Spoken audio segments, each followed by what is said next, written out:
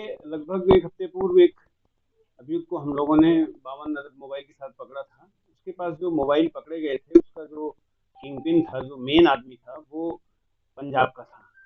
उस पे हम लोग काम कर रहे थे, तो कल उसकी गिरफ्तारी हुई है।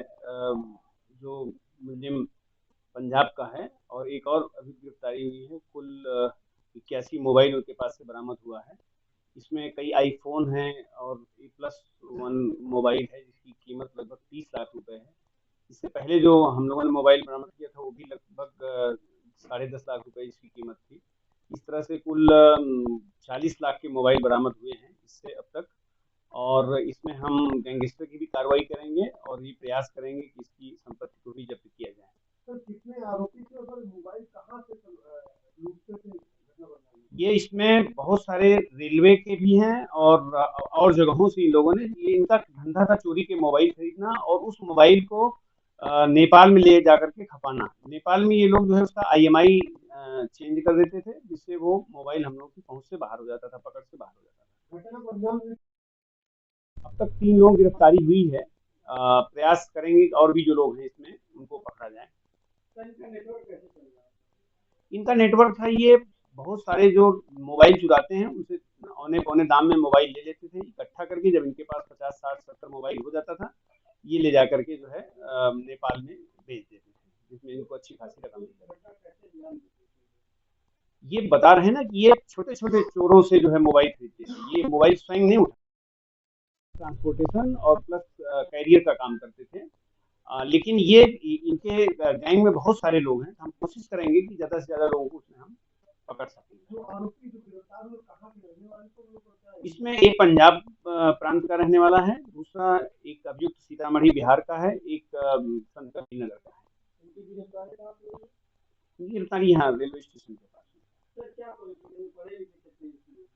अब इसकी पूछताछ हो रही है। इसमें एक मुकदमे भी है, अच्छा अपराधी है, पहले भी इन्हीं तरह के अपराधों में वो जेल गया है। तो क्या पूछा जो पता चला कि मोबाइल चोरी की घटना को अंजाम दे दी? ये चोरी घटनाओं का अंजाम नहीं, फिर मैंने बताया कि ये छोटे छोटे चोरों से मोबाइल इकट्ठा करते थे और ये फिर ले जाकर के उसको नेपाल में भेज देते थे। हम लोगों ने जो पहली बार पकड़ा था इनको 50 मोबाइल के साथ, वो ये बैग में लेकर के जा रहे थे। चेकिंग में जब इनसे पूछताछ होने लगी तो किसी ने उसको क्लेम नहीं किया। तो फिर पुलिस थोड़ा सा हट गई और वॉच कर ये तो जो है वो फिर मोबाइल उठा के ऐसे चलने लगा। हमारी टीम साधे में थी, उसको पकड़ लिया।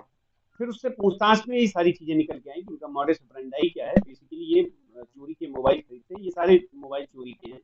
ये कुछ रेलवे स्टेशन के बाहर के भी हो सकते हैं इसमें मोबाइल। अब धीरे धीरे उनको डेवलप किया जाएगा कि मोबाइल कहाँ से अरे किस गैंग से ये इस गैंग के बारे में? ये खुद गैंग चलाता है।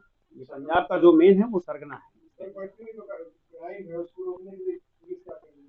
पहले पुलिस क्या कर रही भाई, बढ़ते क्राइम को रोकने के क्रम में ही तो ये पकड़े गए थे। हमारी साझे डेली साझे में टीम लगाती है, चेकिंग करती है और ये इंश्योर करते हैं कि कोई भी चोर चक्के जो है, होता क्या है कि नॉर्मली मान लीजिए कि किसी को हमने पकड़ा, कोई सामान मान लीजिए 50 बैग पकड़ी जो है शराब, 50 पीस है, तो उसको कोई क्लेम नहीं करता था। तो इसमें इन लोगों ने चालाकी किया कि जब पूछा तो किसी ने क्लेम नहीं किया, तो ये थोड़ा हट गए और वॉच करने लगे। तो थोड़ी देर में वो आदमी आया, सोचा कि पुलिस चली गई है, अब हम इसको जो है उठा लें अपना। तब फिर ये पकड़ा गया। देखिए, इस संबंध में कुछ महत्वपूर्ण स्टेशनों पर हम लोग होल्डिंग एरिया तैयार कर रहे हैं। इसके अलावा हमको एक प्लाटून PSC गोरखपुर के लिए लोकल मिली हुई है। 2 सब इंस्पेक्टर और 20 कांस्टेबल हमको मिले हुए हैं आगरा अनुभाग से। इसके अलावा हमने अपने स्तर से 2 QRT टीम दे रखी है, जिसमें हमारे ऑफिस के भी स्टाफ हैं रात और दिन के लिए गोरखपुर को। इसके अलावा हमने वाराणसी सिटी को दिया है और बिहार को दिया है मनकापुर को। इसके अलावा जो भी और कहीं से फोर्स की मांग आ रही है, उसको अलग अलग थानों से जहाँ पे कम दबाव है यात्रा का, वहाँ से लेकर के इनको हम दे रहे हैं।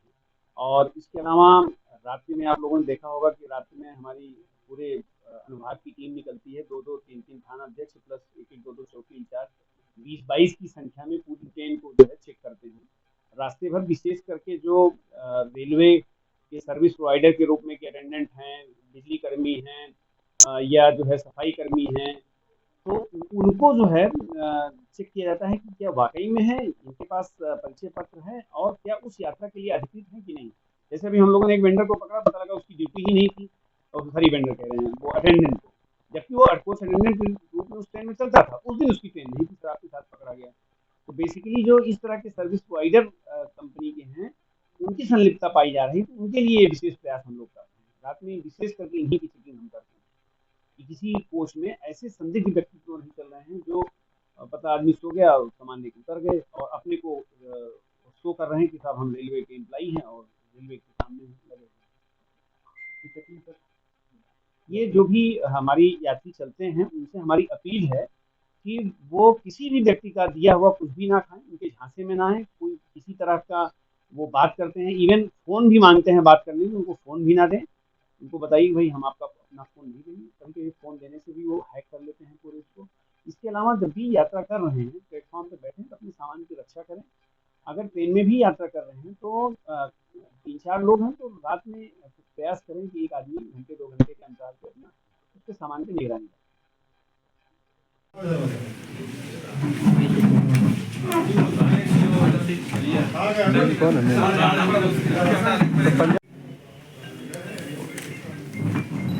सर सरगना कौन है इसमें?